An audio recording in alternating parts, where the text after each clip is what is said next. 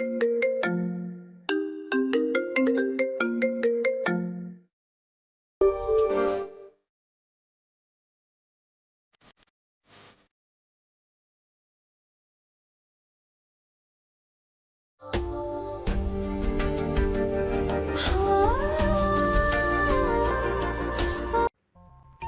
অফিসে নতুন বস আসবে।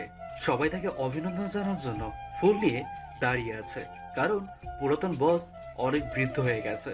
এমনকি তার কাঁধে অনেক ঋণ থাকায় সে অফিসটি বিক্রি করে দিয়েছে। কিছুক্ষণ পরে একটি কালো রঙের প্রাইভেট কার এসে দাঁড়ায়। সেখান থেকে একজন ছেলে বের হয়ে আসে, যাকে দেখে অনেক মেয়েরাই একে অপরকে বলতে থাকে, দেখ মায়া, আমাদের নতুন বসটা কি হ্যান্ডসাম! দেখে তো মনে হচ্ছে বিয়ে করে নাই। তাই মনে হচ্ছে আমি তো তার উপর ক্রাশ খেয়ে ফেলেছি। ধুর, আমি তোকে বললাম দেখার জন্য যে আমার হিরো বানালে কেমন হয়, আর কি না নিজেরটাই চিন্তা করছিস। আরে আমি নতুন বছর প্রেমে পড়ে গিয়েছি, দেখ না চেহারাটা কি মায়াবী। যেভাবে হোক তাকে আমার লাইফ পার্টনার বানাবো। আরে চেহারা দেখেই প্রেমে পড়ে গেলে যদি নতুন বস বিয়ে করে থাকে? ভালো কিছু না বলে পয়লা মে ছ্যাঁকা খাওয়ালি। ইত্যাদি ইত্যাদি। অতঃপর সকালে নতুন বসকে স্বাগত জানায়। পুরাতন বস সকলকে একত্রিত করে। আচ্ছা, আপনাদের সাথে নতুন বসের পরিচয় করিয়ে দেই।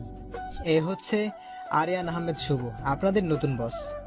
আপনারা যেভাবে আমার সাথে আচরণ করতেন, ঠিক আপনাদের নতুন বসের সাথেও তেমনই করবেন। আপনাদের নতুন বস অনেক ভালো লোক, আর আপনাদের নতুন বস যেভাবে কাজ করতে বলে আপনারা সেভাবেই করবেন। ওকে? Okay sir. অতঃপর শুভ বলতে শুরু করে, হ্যালো এভরিওয়ান, সকলে কেমন আছেন? আশা করি সকলেই ভালো আছেন। আপনাদের আমি একটা কথাই বলবো, আপনারা কে কেমন আমি জানি না, আপনারা সকলে মনোযোগ দিয়ে কাজ করবেন। আর কারো কোনো সমস্যা হলে আমাকে জানাবেন, ভয় পাবেন না। আশা করছি আমাকে থেকে কোনো খারাপ আচরণ পাবেন না। আরেকটা কথা, এখানে কি সবাই উপস্থিত আছে নাকি কেউ অনুপস্থিত আছে? সকলে একে অপরের দিকে তাকিয়ে দেখতে লাগলো। কিছুক্ষণ পর একজন বলল, স্যার সকলে আসছে, তবে একজন ছাড়া। কে সে? স্যার আদিলা আসেনি, যে কিনা পুরাতন বসের কাছে একজন। শুভর আদিলা নামটি শুনেই বুকে কেঁপে ওঠে, কারণ সে তার প্রিয় মানুষটিকে 6টি বছর ধরে পাগলের মতো খুঁজে চলেছে। আচ্ছা, আপনারা সবাই যার যার কাজে যান, আর আদিলা আসলে আমার সাথে দেখা করতে বলবেন। এই বলে শুভ সেখান থেকে ক্যাবিনে চলে আসে। অতঃপর শুভ ক্যাবিনে এসে মনোযোগ দিয়ে কাজ করতে থাকে। তখনই আদিলা আসে। স্যার আসবো? আসেন। আদিলা অপরাধীর ন্যায় মাথা নিচু করে রুমে প্রবেশ করে। আপনি আমার প্রথম দিনের লেট জানেন আমি। এই বলে মেয়েটির দিকে শুভ তাকাতেই চমকে ওঠে। আদিলা তুমি? শুভর কণ্ঠ শুনে আদিলা শুভর দিকে তাকিয়ে চমকে ওঠে। আদিলা কখনো ভাবতেই পারেনি যে শুভর সাথে কখনো দেখা হবে। এতদিন তুমি কোথায় ছিলে? তোমাকে আমি 6টা বছর ধরে খুঁজছি। তোমার কি আমার কথা একবারও মনে পড়েনি? এটাই কি তোমার ভালোবাসা ছিল? এই বলে শুভ তার চেয়ার থেকে উঠে আদিলার কাছে এসে তার হাত ধরে। আপনি আমার হাত ছাড়েন! আপনার সাহস কি করে হয় একজন অপরিচিত মেয়েকে টাচ করার? আপনি আমার বস থেকে প্রথমবারের জন্য কিছু বললাম না, নয়তো আপনার গালটা থাপ্পড় দিয়ে লাল করে দিতাম। তোমার যা খুশি তাই করো, কিন্তু তুমি এইভাবে কথা বলো না প্লিজ। আমাকে ক্ষমা করে দাও। তোমাকে আর একটা বার ভালোবাসার সুযোগ দাও। আমি কথা দিচ্ছি তোমাকে আর কখনো কষ্ট পেতে দেব না। কিসের কথা বলছেন আপনি? কিসের ক্ষমা আমি আপনাকে করব? আমি তো আপনাকে প্রথম দেখলাম। আমি বুঝতে পারছি হয়তো নেশা করেছেন, যার কারণে কি আজগবি কথা বলছেন আমার সাথে। আমি চললাম, বাই। এ কথা বলে আদিলা রুম থেকে বের হয়ে আসে। কি হলো কিছু তো বুঝতে পারছে না, তাই তো? আমি বুঝিয়ে বলছি, তাহলে চলুন একটু ফ্ল্যাশব্যাক থেকে ঘুরে আসি। ফ্ল্যাশব্যাক। শুভ আকাশের দিকে তাকিয়ে চাঁদ দেখতে থাকে আর ভাবতে থাকে, আমার 2 চোখের বিষ, যাকে দেখলে আমি ঘৃণা করি, তাকেই কিনা আজ আমার বিয়ে করতে হলো। জীবনটাই আমার অদ্ভুত, যা আমি চাই না তা ঘুরে ফিরে আমার কপালে আসে। আমি কি করে বুড়ি মেয়েটাকে নিয়ে সংসার করব, যাকে আমি দেখতেই পারি না, যাকে কাজের মেয়ে ছাড়া আমি কিছুই মনে করি না। হঠাৎ পেছন থেকে আরমান চৌধুরী বলে ওঠে, এই শুভ, এখানে কি করছো? যাও, মেয়েটা ঘরে একা বসে আছে। শুভ তার বাবার কথা শুনে সেখান থেকে উঠে রুমের দিকে যেতে থাকে। এতক্ষণ আপনাদের সাথে অনেক বকবক করে ফেলেছি, পরিচয় যে দেয়নি, এটা আপনাদের খেয়াল আছে? এতক্ষণ যে ছেলেটি আকাশের দিকে তাকিয়ে কথাগুলো ভাবলো, সে হলো আরিয়ান আহমেদ শুভ, মানে এই গল্পের নায়ক। আর যে মেয়েটির কথা ভাবলো সে হলো তার ছদ্ম বিয়ে করা বউ আদিলা তাবাসসুম মিম, যে তার 2 বছরের বড় আর এই গল্পের নায়িকা। আপনাদের পরিচয় দিতে দিতে শুভ বাসর ঘরে চলে আসে। তখনই আদিলা শুভর পায়ের আওয়াজ পেয়ে সালাম করতে যায়। শুভ তার পাটা টান দিয়ে দেয়। তুই আমার পায়ে স্পর্শ করবি না। তোকে আমার দেখলে শরীর আমার টিন টিন করে। তুই আমার চোখের সামনে থেকে সর। আদিলা মাথা নিচু করে। কেন তুমি আমার সাথে এমন করো? সে ছোট্টবেলায় যখন বাবা মাকে হারিয়ে তোমাদের বাড়িতে আসছি তখন থেকে আমার সাথে খারাপ আচরণ করো। কেন কেন তুমি আমাকে দেখতে পারো না? জানি না আমি তোমার মাঝে কি দেখেছি। তোমার প্রত্যেকটা করা অপমান আর গালিগুলো আমার কাছে ভালোবাসা মনে হয়। আমি সেগুলো ভালোবাসা হিসেবেই নেই। আমি তোমাকে কতবার প্রপোজ করেছি তা হয়তো বলতেও পারবো না। কিন্তু তুমি বারবার আমাকে গালিগালাজ করতে, তবু আমি তোমার পিছনে বেহায়ার মতো পড়ে থাকতাম। আর আজও আছি। আমি তোমাকে অনেক ভালোবাসি। তুমি কেন বুঝতে পারো না? তুমি কেন আমাকে ভালোবাসো না? কি নেই আমার মাঝে? আমি কি তোমাকে স্ত্রী সুখ দিতে পারবো না? আমি কি সুন্দরী নই? কলেজে কত ছেলেরাই আমার জন্য পাগল ছিল, আর আমি শুধু তোমার পাগল। তোমার কেন তুমি বোঝো না? তুমি আমার সাথে এমন আচরণ কেন করো? তুমি অন্য মেয়েদের সাথে কত সুন্দর করে কথা বলো। শুনতে চাস আমি তোর সাথে কেন এরকম করি? শোন তাহলে। ছোট্টবেলায় যেদিন তোর বাবা মা রোড অ্যাক্সিডেন্টে মারা যায় সেদিন তুই আমাদের বাড়িতে চলে আসিস। মানে তোকে আমার বাবা নিয়ে আসে, কারণ তুই বাবার বন্ধুর মেয়ে ছিলি। তুই কোথায় থাকবি সেই চিন্তা করে তুই বাড়িতে আসার পর থেকেই তোকে বাবা মা বেশি আদর করে, আমার আদর কমতে থাকে। আমি দেখতাম সব সময় বাবা মা তোকে বেশি আদর করতো। আমি তখন ভাবতাম যে তুই বাবা মায়ের আসল মেয়ে, আর আমাকে রাস্তা থেকে তুলে এনেছে। যদিও তোকে তুলে এনেছিল আমি কিছুই বলতে পারতাম না। আমাকে যদি 5,000 টাকার মার্কেট করে দিত, তোকে দিত 10,000 টাকার। শুধু তোর কারণে আমার বাবা মা আমাকে আদর কম করেছে। যখন স্কুলে ভর্তি হলাম, রেজাল্ট খারাপ করলে বাবা মা আমাকে বকা দিত। তোর রেজাল্ট ভালো হলে তোর কারণে বাবা মা আমাকে বকা দিত। যখন কলেজে ভর্তি হলাম, মেয়েদের সাথে কথা বললে বাসায় এসে তুই বাবা মাকে বলে আমাকে গালি শোনাতি। তোর কারণে কোনো মেয়েদের সাথে রিলেশন করতে পারতাম না। যদিও করতাম, তুই সে মেয়েটাকে ভুলভাল বুঝিয়ে রিলেশন নষ্ট করে দিতি। আমার জীবনটা তুই নরক বানিয়ে ফেলেছিস। আর আজ তুই কি করলি? আমি আমার জিএফ এর সাথে কথা বলছিলাম দেখে এই আম্মু দেখো তোমার ছেলে আমাকে এড়িয়ে চলে, মেয়ের সাথে যেন ফোনে লুটুপুটু করছে। তুমি কিছু করো, নাহলে আমি কিছু করে বসবো। তুমি ওর সাথে আজকে আমাকে বিয়ে করে দাও, কারোর সাথে যেন লুতুপুতু গল্প করতে না পারে। এগুলো কি তোর দোষ না? তোর জন্য আজ আমার আম্মু মরার কথা বলে ব্ল্যাকমেল করে তোকে আমার ঘাড়ে ঝুলাইছে। জানি না তোর মধ্যে আমার আব্বু আম্মু কি দেখেছে, তাই তোকে সব সময় চোখে চোখে রাখে, আদর যত্ন করে। এগুলো কি আমার দোষ? আব্বু আম্মুর কোনো মেয়ে না থাকায় আমাকে তাদের মেয়ের মতো লালন পালন করেছে। আমাকে তারা ভালোবেসেছে। আর আমি যেদিন থেকে ভালোবাসা বুঝতে শিখেছি সেদিন থেকে তোমাকে ভালোবেসেছি। তাই তো কলেজের কোনো মেয়ের সাথে কথা বললে আমার সহ্য হতো না। দেখি বাসায় বলে দিতাম, বা তাকে তোমার বিষয়ে খারাপ কিছু বলতাম যেন সে তোমার থেকে দূরে সরে যায়। আমি তোমাকে প্রপোজ করার আগে আব্বু আম্মুকে বলেছি যে আমি তোমাকে ভালোবাসি, তোমাকে আমি বিয়ে করতে চাই। আব্বু আম্মু আমার কথায় রাজি হয়ে যায়, তাই তো আমি এসব কিছু করেছি। বারবার তোমাকে প্রপোজ করেছি। এগুলো কি আমার দোষ বলো? আমি তো তোমাকে কাছে পাওয়ার জন্যই এমনটা করেছি। হ্যাঁ, এগুলো তোর দোষ। তোর কারণে আমার জীবনে কোনো স্বাধীনতা নেই। তোর কারণে আমি কোনো মেয়ের সাথে রোম্যান্স করতে পারি না, কোনো রিলেশন করতে পারি না। রোমান্স করতে হলে তুমি আমার সাথে করবে। আমি সবসময় তোমার ডাকে সাড়া দেব। ভালোবাসলে আমাকে ভালোবাসবে, অন্য মেয়েকে কেন? কেন? আর তুমি কি একটি বারও আব্বু আমাকে বলেছো তারা আমাকে কেন আদর বেশি করে? বলো নাই। আচ্ছা, আজ আমি বলবো নি যেন তারা এখন থেকে তোমাকে বেশি আদর করে। তবু প্লিজ এর সাজা তুমি আমাকে দিও না। চুপ কর বুড়িমা, তোর কথা আমার শুনতে ইচ্ছা করে না। আমাকে তুমি বুড়ি কেন বলো? আমি তো তোমার থেকে মাত্র 2 বছরের বড়। বুড়িমা, তুই যদি আর একটা কথা বলিস তাহলে তোকে আমি খুন করে ফেলবো। শুভ প্লিজ, আমি তোমার পা ধরে বলছি, তুমি অতীতের সবকিছু ভুলে যাও। চলো না নতুন করে শুরু করি। আমাকে একটিবার ভালোবেসে দেখো। শুভ আদিলার কথা শুনে আদিলাকে চুলের মুষ্টি ধরে দাঁড় করায়। তোকে আমি ভালোবাসবো তুই ভাবলি কি করে? তোকে দেখলে আমার গা জ্বলে যায়। তোকে শুধু এই বাড়ির কাজের লোক ভেবেছি। দাঁড়া, তোকে ভালোবাসা দিচ্ছি।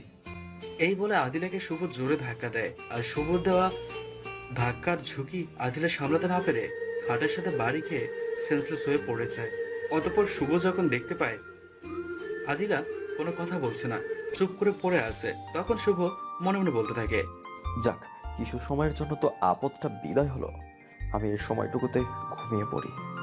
যেই ভাবা সেই কাজ। শুভ আদিলাকে ফ্লোরে ফেলে রেখে খাটে একাই শুয়ে ঘুমিয়ে যায়। এদিকে আদিলার জ্ঞান ফিরলে দেখতে পায় সে ফ্লোরে পড়ে আছে আর শুভ শুয়ে ঘুমিয়ে আছে। অতঃপর আদিলা কষ্ট করে উঠে শুভর পাশে বসে শুভর ঘুমন্ত মুখ দেখতে থাকে আর বলতে থাকে, আমি কখনো তোমার গায়ে চুলের আঁচড়ও লাগতে দিব না। Trust me. কষ্ট নামক জিনিসটাও তোমাকে কখনো সহ্য করতে হবে না। শুধু একটিবার ভালোবেসে দেখো আমাকে। দেখতে কত সুন্দর, নিষ্পাপ একটা বাচ্চা, যেন কিছুই বোঝে না। কিন্তু বান্দরটা একটা সাইকো। কবে যে আমার ভালোবাসা বুঝবে আর কবে যে একটু বলবে, আদিলা আজ একটু কাছে আসো, তোমাকে মন ভরে আদর করব। তোমার এতদিনের করা কষ্ট আজ ভালোবাসা দিই সবকিছু ভুলিয়ে দিব। তোমাকে অনেক অনেক ভালোবাসা দিব। আমি সেই দিনটার অপেক্ষাই করব প্রিয়। তুমি যতই আমাকে অবহেলা করো, আমি তোমাকে শক্ত মনে আমার ভালোবাসার ফুল ফোটাবই। কথা বলে আদিলা শুভর কপালে তার নরম ঠোঁটের ছোঁয়া দিয়ে শুভর বুকে মাথা দিয়ে শক্ত করে জড়িয়ে ধরে ঘুমিয়ে যায়। পরের দিন শুভ চোখ খুলে দেখতে পায় আদিলা তাকে মাথায় হাত বুলিয়ে নরম সুরে ডাকতেছে। এই, তোর কি একটু লজ্জা নেই? তোকে এত অপমান করি, তুই বারবার আমার কাছে আসতে চাস। আমি তোমাকে ভালোবাসি, তাই বারবার তুমি অপমান করার সত্ত্বেও তোমার কাছে আসি। এখন উঠে গোসল করে আসো, আমি তোমার জন্য কফি নিয়ে আসছি। আমি সকাল সকাল গোসল করবো কোন দুঃখে? আমি কিছু করেছি নাকি? অনেক কিছু করেছো। বিশ্বাস না হলে তোমার বুকে দেখো, আমার লিপস্টিকের দাগ আছে। আমি চললাম, আমার লজ্জা লাগছে। এই বলে আদিলা রুম থেকে বের হয়ে যায়। অতঃপর শুভ তাকিয়ে দেখতে পায় সত্যি তার বুকের লিপস্টিক দাগ। শুভ তাড়াতাড়ি করে ফ্রেশ হতে চলে যায়। শুভ শাওয়ার নিতে থাকে আর ভাবতে থাকে, সত্যি কি আমি রাতে তার সাথে কিছু করেছি? আমার তো কিছুই মনে নেই। আমি তো নেশাও করিনি। তাহলে কি আমি ঘুমিয়ে গেলে? ছি ছি ছি, বুড়িমা এত খারাপ? আরো মনে মনে অনেক কিছু বলতে থাকে। অতঃপর গোসল শেষ করে বের হয়ে আসতে দেখতে পায় আদিলা কফি নিয়ে রুমে আসছে। শুভ তাকে দেখা মাত্রই আদিলা গেলে ঠাস ঠাস করে দুটো থাপ্পড় মেরে দেয়। সত্যি করে বল, তুই আমার সাথে রাতে কি করেছিস? যখন তোর কাপড় খোলার এত শখ, তো আমার কাছে কেন? জানা পতিতালয়ে। সেখানে তোর কাপড় তোর নিজের খুলতে হবে না, অন্যরাই খুলে দিবে। শুভর কথা শুনে শুভর বলা কথাগুলো আদিলের কলিজায় গিয়ে লাগে। আদিলা ভাবতেই পারে না শুভর মুখ থেকে এমন কথা বের হবে, তাকে পতিতাদের সাথে তুলনা করবে। অতঃপর আদিলা সেখান থেকে সরে গিয়ে সোফায় শুয়ে পড়ে কান্না করতে থাকে আর গুনগুনিয়ে বলতে থাকে, মা, তোমরা কেন চলে গেলে আমাকে ছেড়ে? আমাকে তোমাদের সাথে কেন নিয়ে গেলে না? কেন তোমরা এতটা স্বার্থপর কেন মা? দেখো মা, আজ আমাকে আমার জীবন থেকে বেশি ভালোবাসে যাকে, সে আমাকে প্রতিদাদের সাথে তুলনা করেছে মা, প্রতিদাদের সাথে। ও মা, মা গো, তুমি কি আমাকে এগুলো শোনার জন্যই রেখে গেলে? ও মা, কেন তুমি আমাকে ছেড়ে গেলে? আমাকে নিয়ে গেলে না কেন? আমি যে মা, এগুলো সহ্য করতে পারি না। এসব বলে কান্না করতে থাকে। হঠাৎ শুভর মায়ের আওয়াজ তার কানে আসে। কই রে মা, কই গেলি? এইখানে আয় একটু। আদিলা তাড়াতাড়ি করে চোখ মুছে শুভর মায়ের কাছে চলে যায়। কি রে মা, তুই কান্না করছিস কেন? কি হয়েছে তোর? তোর চোখের এই অবস্থা কেন? আদিলা তখন শুভর মাকে জড়িয়ে ধরে বলে, মা গো, তোমার ছেলেকে আমার ভালোবাসা বুঝবে না? আমি যে তাকে আমার জীবনে থেকে বেশি ভালোবাসি। বলো মা, তাকে ভালোবাসা কি আমার অপরাধ? কেন মা সে আমার সাথে খারাপ ব্যবহার করে? আমি কি দেখতে খারাপ? আমি যে তার দেওয়া কষ্ট আর সহ্য করতে পারি না মা, আর না। ও মা, তোমার ছেলেকে বলো না আমাকে মেনে নিতে, আমাকে ভালোবাসতে। আমি যে আর পারছি না তার করা অপমান সহ্য করতে। মা তুই কয়েকটা দিন কষ্ট করে তার পেছনে লেগে থাক, দেখবি তোকে সে ভালোবাসতে শুরু করে দিছে। তুই তো জানিস মা, শুভ অনেক ভালো ছেলে। জানি না তোর সাথেই কেন এমন করে খারাপ ব্যবহার করে। তুই মা আর কয়েকটা দিন ধৈর্য ধর, দেখবি মা ধৈর্যের ফল অনেক মিষ্টি হয়। এখন একটা কাজ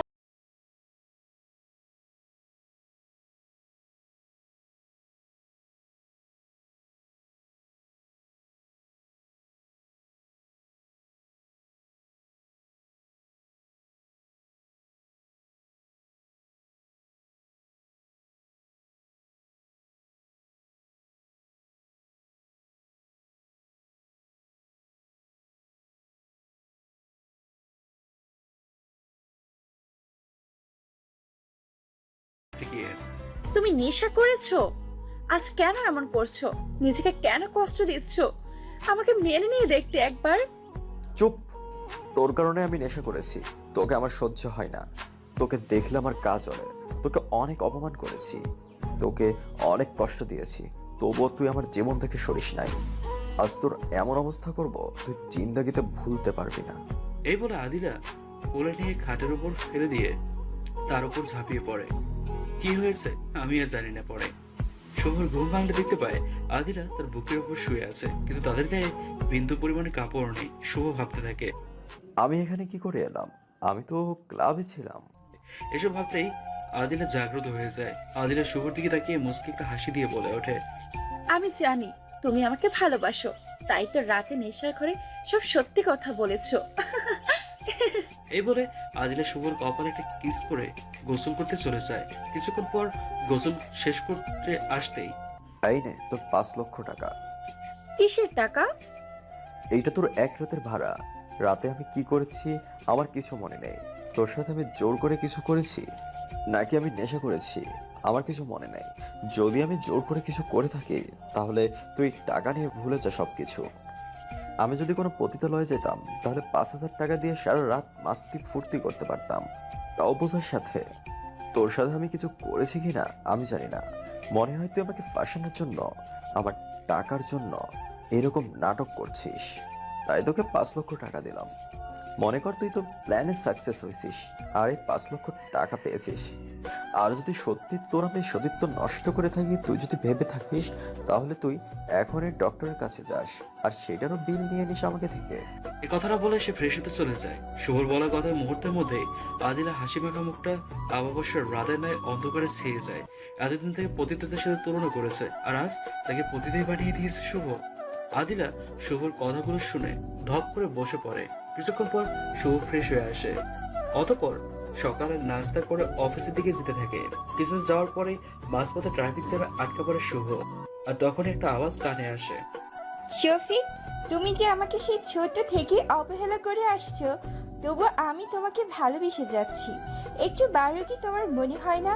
তুমি যদি আমার জায়গায় হতে আর আমি তোমার মতন কাউকে অত্যাচার করতাম, কেমন লাগতো তোমার? তুমি তো জানো শফিক, আমরা মেয়েরা তো দুর্বল। কেন তুমি সবল হয়েও আমার উপর এত অত্যাচার করো? আমাকে কি তোমার আপন করে নিতে মন চায় না? একটু ভালোবাসা দিতে মন চায় না? কি নেই আমার? আমাকে এইভাবে তিলে তিলে না মেরে একবারে মেরে ফেললেও তো পারো।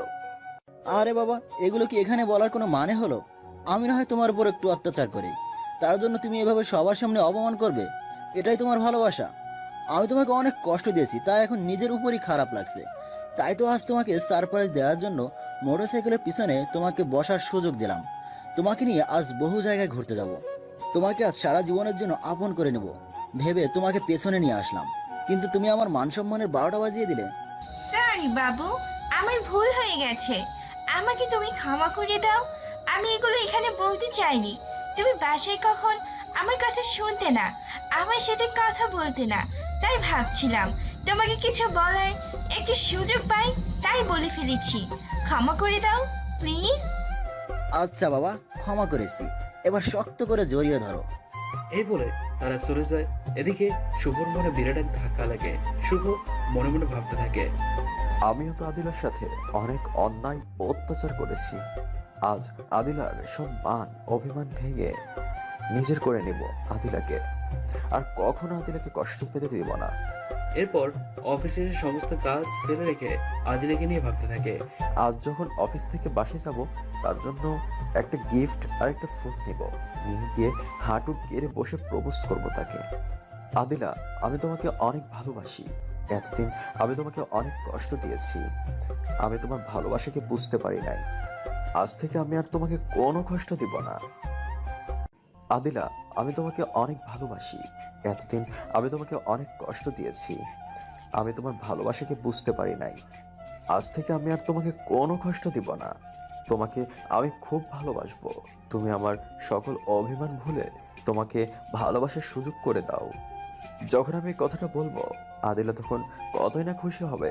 খুশি হয়ে আমাকে জড়িয়ে ধরে বলবে, শুভ, আমি এই দিনটারই অপেক্ষায় ছিলাম যে তুমি আমাকে একদিন বলবে তুমি আমাকে অনেক ভালোবাসো, আমাকে ক্ষমা করে দাও। আমিও তোমাকে অনেক ভালোবাসি শুভ, আমাকে তুমি আর কখনো কষ্ট দিও না, তাহলে আমি মরে যাব। এসব মনে মনে ভাবতে থাকে। এভাবেই সেই দিনটি শুভ আদিলাকে ভেবে কাটিয়ে দেয়।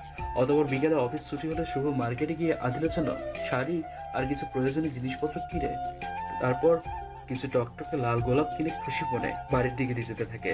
শুভ কিছুক্ষণ পর বাড়ি ফিরে আসলে বাড়ির অবস্থা দেখলে চমকে ওঠে, কারণ বাড়িটা একদম নিস্তব্ধ হয়ে আছে, যেন ঘরে কোনো মানুষই নেই। অতঃপর শুভ তার মা বাবাকে প্যারেশান অবস্থায় মেঝেতে পড়ে থাকতে দেখে। কি হয়েছে মা, তোমরা এভাবে ফ্লোরে বসে আছো কেন?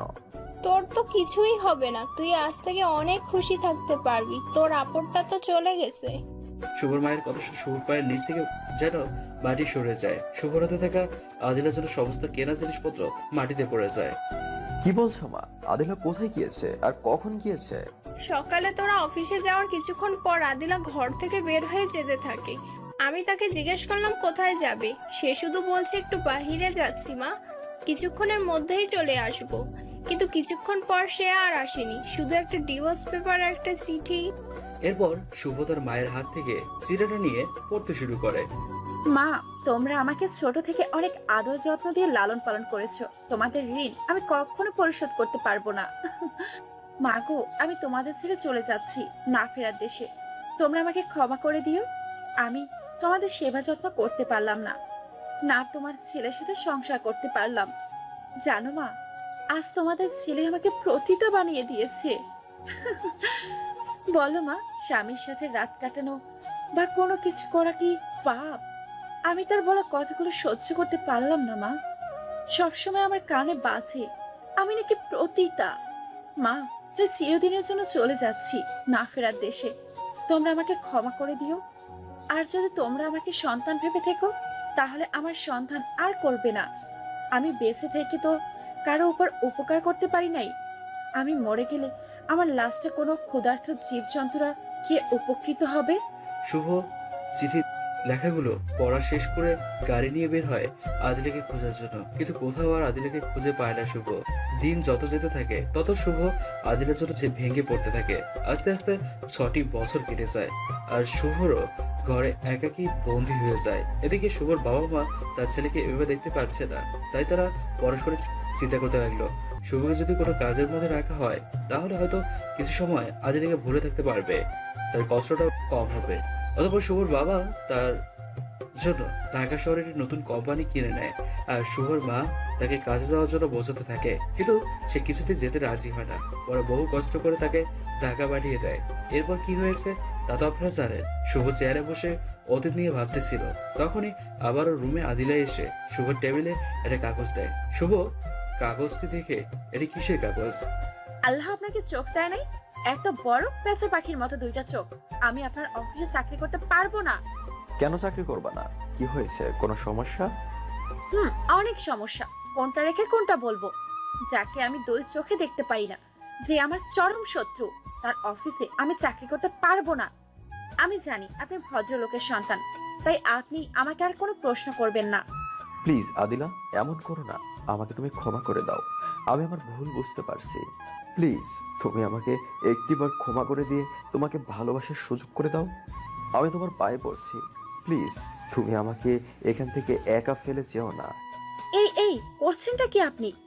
একটা প্রতিটার পা ধরেছেন, আপনার মান সম্মান ধুলোয় মিশে যাবে। পা ছাড়ুন বলছি। প্লিজ তুমি যেও না। যদি তুমি আমার মাকে বিন্দু পরিমাণের ভালোবাসো, তবে তুমি যেভাবে এখানে থাকতে চাও সেভাবেই থাকবে। আমি তোমার প্রত্যেক কথা মেনে চলবো। আচ্ছা, আপনার মাকে আনছেন দেখে থাকবো, তবে কিছু শর্ত আছে। আপনি কোনো রকম কোনো কাজে আমাকে আপনার ক্যাবিনে ডাকতে পারবেন না। আমার যখন দরকার হবে আমি নিজেই আসব। শর্ত নাম্বার 2, আমাকে কোনো রকম ইমপ্রেস করার চেষ্টা করবেন না। যদিও হাজার চেষ্টা করে আমার মনকে আপনার দিকে দাপিত করতে পারবেন না। অ্যান্ড তৃতীয় শর্ত, আমার যখন যা করতে মন চাইবে আমি তাই করব। এতে আপনি কোনো কথা বলতে পারবেন না। যদি এগুলো মানতে পারেন তো আমি রাজি, না হলে বাই। আরেকটা কথা, আবার এটা মনে করিয়েন না যে আমি এখানে চাকরি না করলে আমার থাকা খাওয়া হবে না। আপনি ভালো করেই জানেন আমি একটা প্রতিটা, তাই প্রতিটা মেয়ে যেখানে সেখানে রাত কাটাতে পারবে। যদি আমি কোনো পুরুষকে বলি আজ আমি আপনার সাথে রাত কাটাবো, তার বিনিময়ে আমাকে শুধু একটি রাত থাকার আর 2 বেলা খাওয়ার ব্যবস্থা করতে হবে, তাহলে আশা করি কোনো পুরুষের অভাব হবে না। আমাকে কষ্ট দিয়ে তোমার খুব ভালো লাগছে, তাই না? আচ্ছা তুমি একটা কথা বলো, আমার প্রতি কি তোমার কোনো ভালোবাসা নেই? তুমি কি আমাকে একটুও ভালোবাসো না? যখন আমি ভালো মেয়ে ছিলাম তখন ভালোবেসেছিলেন আমায়? যেদিন থেকে আমি প্রতিটা হয়ে গেছি সেদিন থেকে সব পুরুষকেই আমি ভালোবেসেছি। যে আমাকে টাকা বেশি দেবে তাকে বেশি ভালোবাসা দিব। আর হ্যাঁ, যদি এখন আমাকে আপনি ভাড়া নিতে চান তো প্রতি রাতের জন্য 10 লক্ষ টাকা দিতে হবে। এতে আমার সাথে সব কিছুই করতে পারবেন, মন যা চাই আমি কিছুই বলবো না। যদি রাজি থাকেন তো অফিস ছুটি হওয়ার আগে বলবেন, আর ঠিকানাটা দিবেন, আমি রাতে ঠিক সময় চলে আসব। আদিলা, আল্লাহর দোহাই লাগে, প্লিজ তুমি এগুলো কথা বলো না। তোমার মুখ থেকে এগুলো আমি সহ্য করতে পারছি না। আমাকে তুমি ক্ষমা করে দাও। আমার কোনো অপরাধে তুমি যা শাস্তি দেবে আমি মাথা পেতে নেব, তবুও তুমি এগুলো করো না। তুমি শুধু একটিবার আমাকে ক্ষমা করে দাও, একটিবার। তোমার বুকে একটু আমাকে জায়গা দাও, আর কখনো কষ্ট দেবো না। কি করলে তুমি আমাকে ক্ষমা করে দিবে বলো, আমি সেই কাজটাই করব। এই বলে শুভ কান্না করতে থাকে। সরি মিস্টার শুভ, আপনার যা কিছু করার করেন, বাট আমার শর্তের মধ্যে কিছু যদি করেন তো আমি এখান থেকে চলে যাব। কথাটা বলে আদিলা তার ক্যাবিনে গিয়ে ফাইল চেক করতে থাকে। এদিকে শুভ আদিলার দিকে তাকিয়ে ভাবতে থাকে। কতটা পরিবর্তন হয়ে গিয়েছে সে। আগে আমার একটু ভালোবাসা পাওয়ার জন্য কাছে কাছে থাকতো, আর আজ সে আমাকে দেখে দূরে দূরে থাকছে। যে আমাকে দেখে ভয় পেত আজ আমাকেই ভয় দেখাচ্ছে। হঠাৎ শুভ দেখতে পায় আদিলা ক্যাবিন থেকে বের হয়ে যাচ্ছে। আদিলা কোথায় যাচ্ছে সেটি দেখার জন্য শুভ তার পিছু পিছু যেতে থাকে। চলতে চলতে আদিলা একটি স্কুলের সামনে এসে থামে। আর তখনই ছোট্ট একটি মেয়ে আম্মু আম্মু বলে দৌড়ে এসে আদিলাকে জড়িয়ে ধরে। আম্মু, আজ তো লেট করলে কেন? আম্মু, আমার খুব ভয় করছিল তুমি আসছো না বলে। কাল থেকে অনেক আগেই এসে আপনার সোনামণিটার জন্য বসে থাকবো। কাল থেকে অনেক আগেই এসে আমার সোনামণিটার জন্য বসে থাকবো, তখন তো আর ভয় করবে না। না আম্মু, আম্মু আমরা এখন কোথায় যাব? অফিসে যাব। আচ্ছা। এরপর তারা মা মেয়ে দুজনেই অফিসের দিকে যেতে থাকে। এদিকে শুভ তাদের ফিরে থেকে অফিসে চলে আসে। এটা সে দীর্ঘশ্বাস ফেলে, এই কারণে যে তার একটা মেয়েও আছে। এই ভেবে কিছুক্ষণ পর আদিলা অফিসে আসলে। ম্যাডাম, আপনাকে স্যার ডাকছে। সাবা আম্মু তুমি এখানে বসে থাকো, আমি 1 মিনিটের মধ্যে আসছি, কেমন? আচ্ছা আম্মু। অতঃপর আদিলা শুভর ক্যাবিনে এসে এই আপনাকে না করছি আমাকে আপনার কেবিনে ডাকবেন না? আমি জানি আপনার প্রেম ভালোবাসা এখন উতলে উঠছে, কিন্তু আমি সেগুলো এখন আর চাই না। আর একটা কথা ভালো করেই জানেন, দাঁত থাকতে দাঁতের কদর করতে হয়, না হলে পরে আফসোস করতে হয়। তেমনি যখন আমি আপনার ভালোবাসা পাওয়ার জন্য 3 রাত আমি আপনার দেওয়া কষ্ট অপমান সহ্য করেছি, আর আমি ওই দিনগুলো মনে করতে চাই না। আমি আপনার কাছে হাত জোড় করে বলছি আপনি আমাকে আর ডিস্টার্ব করবেন না। আর হ্যাঁ, আমি কি বলেছিলাম তখন মনে আছে? যদি আমাকে ভাড়া নেন তো যখন মন চাইবে যেখানে মন চাইবে আমাকে ডেকে নিয়ে আপনার কাছে বা কোলেও বসাতে পারবেন, আমি কিচ্ছু বলবো না। আর যদি এটা না করেন তাহলে প্লিজ আপনি আমাকে আর এখানে থেকে ডিস্টার্ব করবেন না। তোমাকে আর ডাকবো না, শুধু বলো ওই পিচ্চি মেয়েটা কি আমাদের? তোমার দোহাই লাগে, প্লিজ তুমি সত্যি কথা বলো। আমাদের মানে কি? মেয়েটি আমার পেটে ঠিকই, বাট তার বাবাকে আমি জানি না, কার মাধ্যমে এটা আমার পেটে আসছে তা আমি বলতে পারবো না। তুমি এতটা পরিবর্তন কি করে হলে? তুমি তো আগে এমনটা ছিলে না। সময়ের সাথে সবকিছুই পরিবর্তন হয়ে যায়, তাই আমিও হয়েছি। সারা জীবন একজনের ভালোবাসা পাওয়ার জন্য আর কত অবহেলা অপমানই না সহ্য করব। এখন ভিন্ন দুনিয়ায় এসে গেছি, কেউ অপমান বা গালি দেয় না, এখন শুধু ভালোবাসাই পাই। আর একটা কথা, বারবার আমার পার্সোনাল বিষয় জানার জন্য প্রশ্ন করবেন না। আমি এখন আসি। এই বলে আদিলা শুভর ক্যাবিন থেকে বের হয়ে আসে। এখন প্রশ্ন হলো, আদিলা কি সত্যি সেই খারাপ পথ বেছে নিয়েছে, নাকি শুভর মনে কষ্ট দেওয়ার জন্য বারবার একই প্রসঙ্গ তুলছে? আর একটা কথা, বারবার আমার পার্সোনাল বিষয় জানার জন্য প্রশ্ন করবেন না। আমি এখন আসি। কথাটা বলে আদিলা শুভর ক্যাবিন থেকে বের হয়ে আসে, তার ক্যাবিনে বসে আছে। আম্মু তুমি কি করলে এতক্ষণ? আম্মু কিছু না, চলো আজ আর থাকবো না, আমরা বাসায় চলে যাব। আম্মু তুমি কাঁদছো কেন? কি হয়েছে? মা আঙ্কেলটা তোমাকে কিছু বলেছে নাকি? আমাকে বলো, আমি বকা দিয়ে আসবো তাকে। চোখের পানি একটু মুছে দেয়। না মা, আমি কাঁদছি না, এমনি কেন যেন চোখের পানি বের হচ্ছে। আচ্ছা ঠিক আছে। অতঃপর আদিলা তাড়াতাড়ি করে অফিস থেকে বেরিয়ে বাসার দিকে চলে যেতে থাকে। এদিকে শুভ আদিলাকে বের হতে দেখে পূর্বে নেয় তার পিছু নিতে থাকে। কিছুদূর যাওয়ার পর শুভ দেখতে পায় আদিলা একটা বাড়িতে প্রবেশ করে। শুভ দূর থেকে মনে মনে ভাবতে থাকে হয়তো কোনো দরকারে গেছে, তাই সে অপেক্ষা করতে থাকে। কিন্তু এভাবে দীর্ঘ সময় অপেক্ষা করার পর আদিলা বাসা থেকে বের হয় না। তখন শুভ আবার অফিসে চলে এসে অফিসের নম্বর দিয়ে আদিলাকে ফোন দেয়। কি হয়েছে, ফোন দিলেন কেন? তুমি কোথায় গেলে? অফিস তো এখনো ছুটি হয়নি। আমি বাড়িতে চলে আসছি। আর আমি আপনাকে বলছি না, আমায় যখন যা করতে মন চাইবে আমি তখন তাই করব।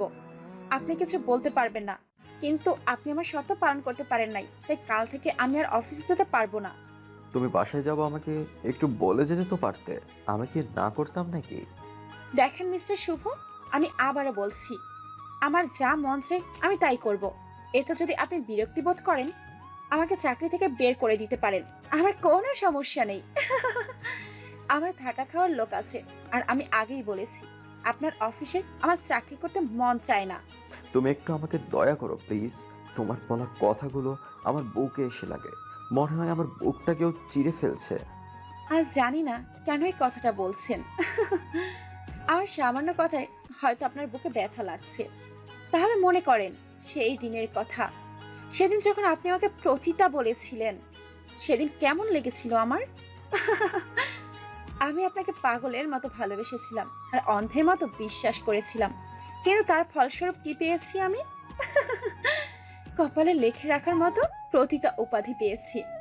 সেদিন রাতে নিজ ইচ্ছে আমি আপনার সাথে কিছু করি নাই, যা কিছু করেছিলেন আপনি মাতাল অবস্থায় আমার সাথে জোরপূর্বক করেছেন।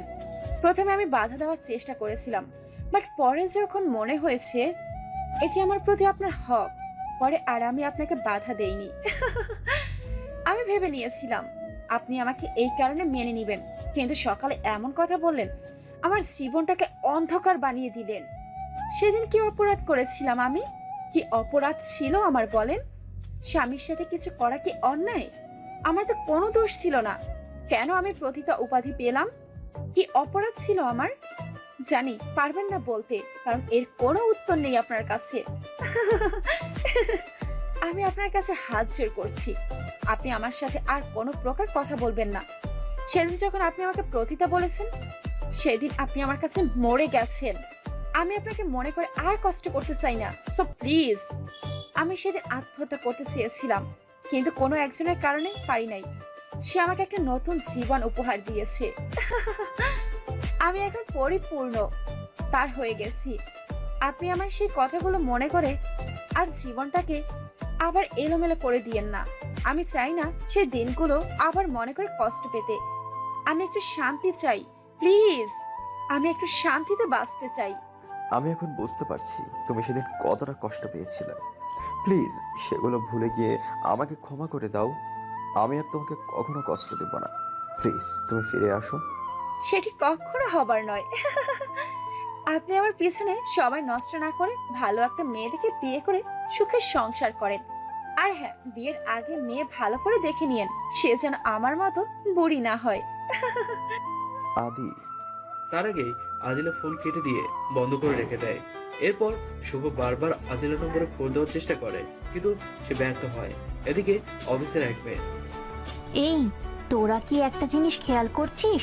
আদিলা ম্যাডামের সাথে আমাদের নতুন বসের মনে হয় কোনো কিছু চক্রান্ত ছিল। প্রথমবার যখন আদিলা ম্যাডাম বের হলো তখন দেখলাম নতুন বস বের হলো, আবার আদিলা ফিরে আসার আগে ফিরে আসলো। অতঃপর আদিলা ফিরে আসলে নতুন বস আদিলাকে কেবিনে ডেকে নিয়ে গেল, কি যেন বলছে দেখে আদিলা চলে গেল। তখন আবারও নতুন বস বের হলো। আরে দূর, কিসের কথা বলছিস? আদিলা তো প্রায় ওই সময় করে বের হয়, আর নতুন বছর হয়তো কোনো কাজ পড়েছিল ওই সময়, তাই বের হয়ে গেছে। তাহলে আদিলা অফিসে ফিরে আসলে কেবিনে ডেকে নিল কেন? আর আমাদের তো একবারও ডাকলো না। আরে আদিলা বসকে না বলে বের হয়ে গেছে। বস তো নতুন, সে সম্পর্কে জানে না, তাই তিনি তাকে ডেকে নিয়ে মনে হয় বকা দিয়েছে, তাই সে চলে গেছে। তোরা এমনি একটা মানুষকে ভুল বুঝতেছিস। আরে তাদের কথা চিন্তা করে আমাদের কি লাভ? যদিও কিছু থাকে তারা বুঝবে, আমরা কেন? আমরা আমাদের কাজ করি, তাদের নিয়ে মাথা ঘামানো আমাদের কোনো প্রশ্নই আসে না। তুই ঠিক বলেছিস। এরপর তারা তাদের কাছে মন দেয়। অফিস ছুটি হলে আস্তে আস্তে সকলে বের হয়ে যায়। শুভ সবার শেষে কিছু ফাইল নিয়ে বাসায় চলে যায়। সারাদিন কোনো কাজ করেনি দেখে এদিকে আদিলা মাগরিবের নামাজ পড়ে ঘুমিয়ে পড়ে। হঠাৎ দরজা খটখটানোর শব্দে আদিলার ঘুম ভেঙে যায়। এরপর আদিলা এসে দরজা খুলে দিতেই চমকে ওঠে। এ কি, আপনি আমার বাসায়? আপনাকে ঠিকানা বলে দিল কে? কেউ বলেনি, আমি তখনই তোমাকে বাসায় ঢুকতে দেখেছিলাম। তার মানে আপনি আমাকে ফলো করছেন? আমি কখন কি করি, কোথায় যাই, আর আপনি কোন সাহসে আমার বাসায় আসছেন? তখন ভালো করে দুটো কথা বলেছি দেখে আমার বাসায় এসে পড়েছেন। আচ্ছা, আসছেন যখন টাকা নিয়ে আসছেন। যদি টাকা নিয়ে এসে থাকেন তাহলে ভিতরে আসেন। সাবা ঘুমিয়ে গেছে, এখানে আমার সাথে মজা মাস্তি করতে পারবেন। প্লিজ তুমি এগুলো বলো না, আমি তোমার পায়ে পড়ছি। আমি আপনার অনেক নাটক দেখেছি। টাকা নিয়ে আসলে ভিতরে আসেন, না হলে চলে যান। তুমি কেন এমন করছো? একবার ক্ষমা করে দেখো, আমি তোমাকে অনেক ভালোবাসা দেব। আমার ভালোবাসা দিয়ে তোমার আগের কষ্ট ভুলিয়ে দিব, তোমাকে অনেক সুখে রাখবো। আমি এখন ভালোবাসা চিনি না, আমি শুধু চিনি টাকা। টাকা চিনি আমি। টাকা দিলে এই প্রতিটা মেয়েকে পাবেন, না হলে এখান থেকে ভাগেন। শুভ তখন আদিলার হাত ধরে। প্লিজ তুমি ক্ষমা করে দাও। আদিলা শুভ থেকে ঝটকা দিয়ে হাত ছাড়িয়ে দেয়। আপনার সাহস কি করে হলো আমার হাত ধরার? এই বলে শুভকে ঠাস ঠাস করে দুটো চড় মারে। আর যদি কখনো টাকা ছাড়া আমার হাত ধরার চেষ্টা করেছেন, তাহলে আপনার অবস্থা আমি ঠিক কি করব আমি নিজেও জানি না। কথাটা বলে আদিলা শুভের মুখের উপরেই দরজা লাগিয়ে বিছানায় শুয়ে পড়ে। পরের দিন আদিলা ঘুম থেকে উঠে ফ্রেশ হয়ে ঘরের সমস্ত কাজ করে সাবাকে স্কুলে দিয়ে অফিসে চলে আসে। এরপর সে তার ক্যাবিনে বসে কাজ করতে থাকে।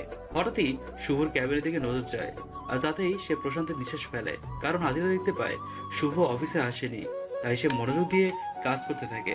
এদিকে শুভ স্কুলে গিয়ে সাবার কাছে যায়। এই পিচ্চি শোনো। আমাকে বলছেন আঙ্কেল? মামনি, তোমাকেই বলছি। আচ্ছা বলেন, কি জন্য ডাকছেন? তোমার নাম কি? আমার নাম মাইশা ইয়াসমিন সাবা। তোমার নাম তো অনেক সুন্দর। এই নাও তোমার জন্য চকলেট। সরি আঙ্কেল, আম্মু আমাকে অন্যজনের জিনিস নিতে না করেছে। আমি পারবো না, আম্মু আমাকে বকা দিবে। মামনি, আমি অন্য কেউ না, আমি তোমার বাবা।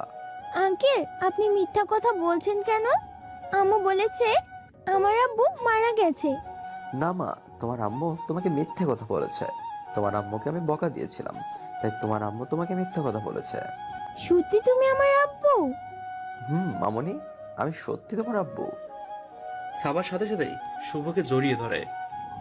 জানো আব্বু, আমি না তোমাকে অনেক মিস করি। আমার ক্লাসমেট বন্ধুদের বাবা এসে তাদেরকে অনেক কিছু কিনে দেয়, অনেক জায়গায় ঘুরতে নিয়ে যায়, কিন্তু আমি পারি না কোথাও ঘুরতে, সব সময় একা থাকি।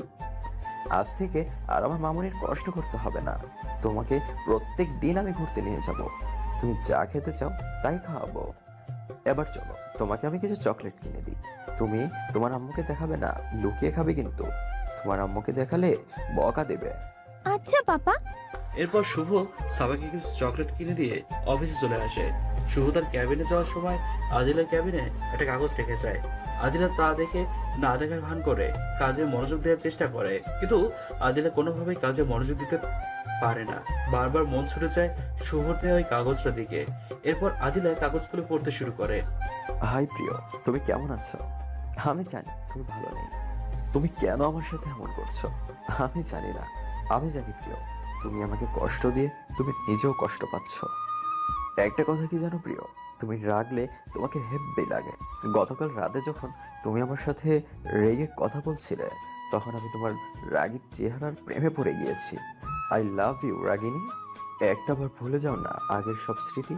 তোমার ভালোবাসা দিয়ে আমার শুকনো হৃদয়টা ভরিয়ে দাও না। একটিবার অন্তরের চক্ষু দিয়ে তাকিয়ে দেখো, দেখ তোমার প্রিয় মানুষটা বদলে গিয়েছে, ভালো হয়ে গিয়েছে সে। আদিলা, আমি তোমাকে হাত জোর করে বলছি, আমার উপর সব মান অভিমান ভুলে একটিবার ফিরে আসো। একটিবার তোমার ভালোবাসা দিয়ে আমার পাষাণ মনকে বরফের মতো গলিয়ে দাও। তাকিয়ে দেখো, এই মনটা তোমার ভালোবাসা পাওয়ার জন্য ব্যাকুল হয়ে আছে। ভালোবাসা দিয়ে এই মরুভূমির বালুর ময়দানে ভালোবাসা ঝর্ণা ছড়িয়ে দাও।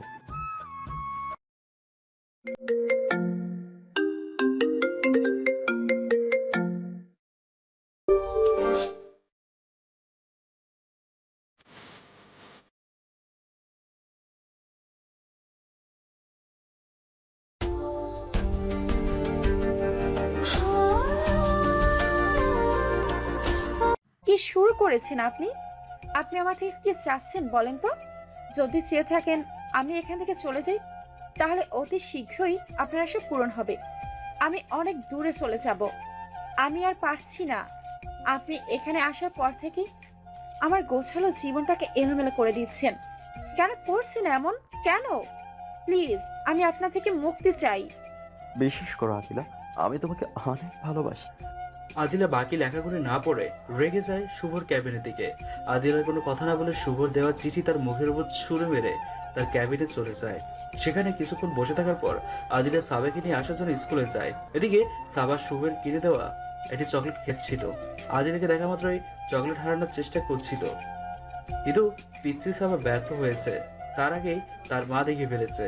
আদিলা সাবার কাছে গিয়ে, আম্মু, তোমার হাতে ওটা কি?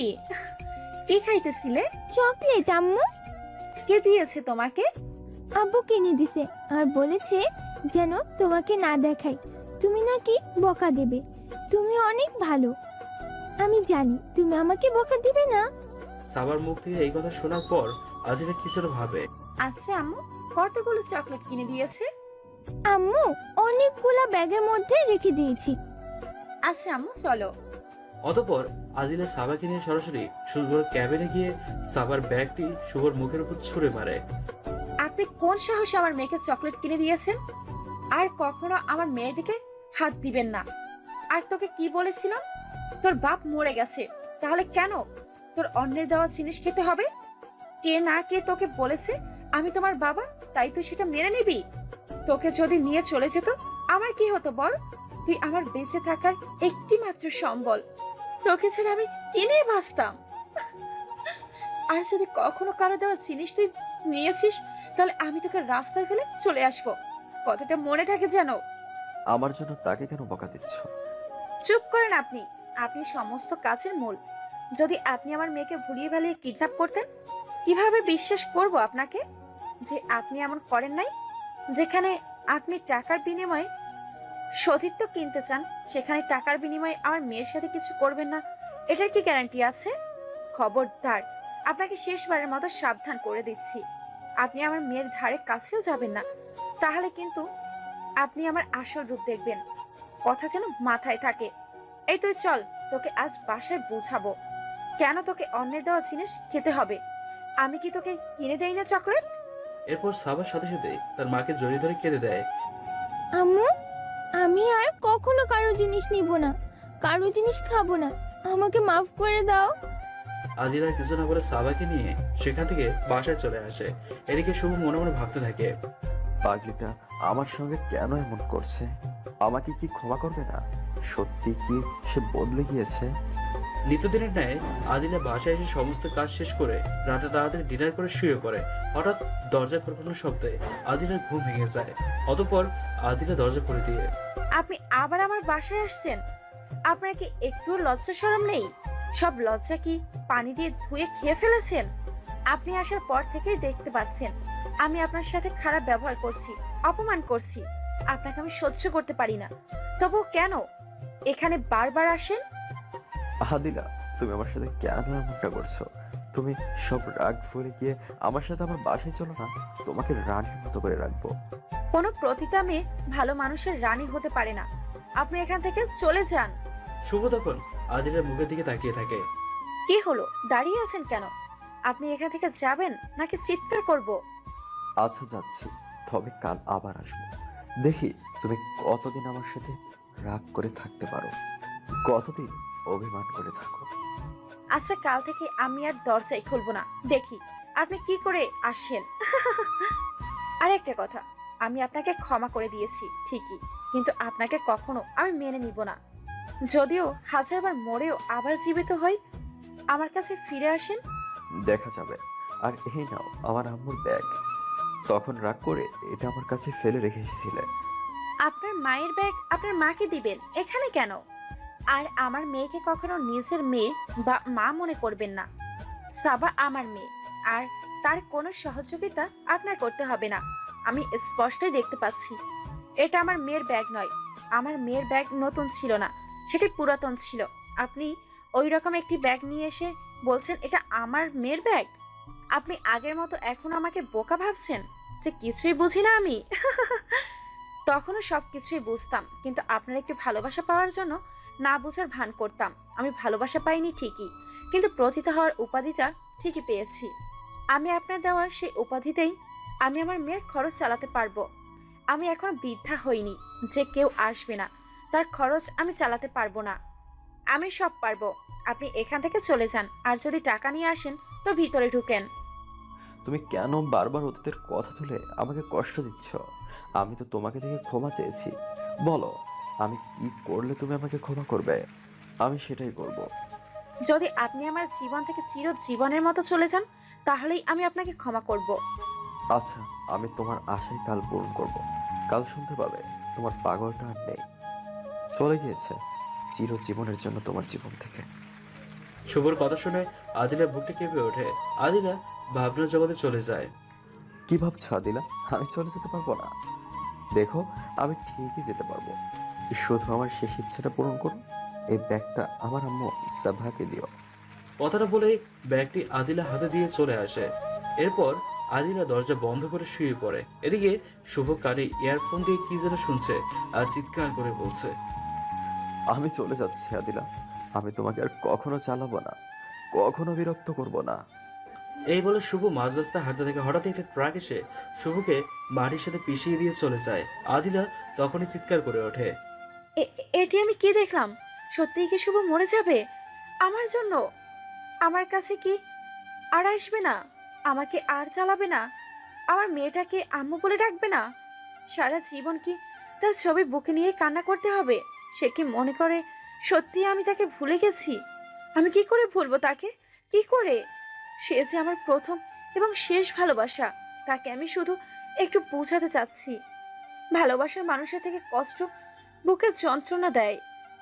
এরপর আদিলা বালিশের নিচ থেকে একটা ফটো বের করে তার দিকে তাকিয়ে বলতে থাকে, যদি আমি তোমাকে কষ্ট না দিয়ে মেনে নেই, তাহলে তুমি আমাকে সহজ সরল মেয়ে মনে করে কষ্ট দিবে। তাই তোমাকে কষ্ট দিচ্ছি। প্লিজ, তুমি যা করার করো, কিন্তু আমাকে ছেড়ে কোথাও যেও না।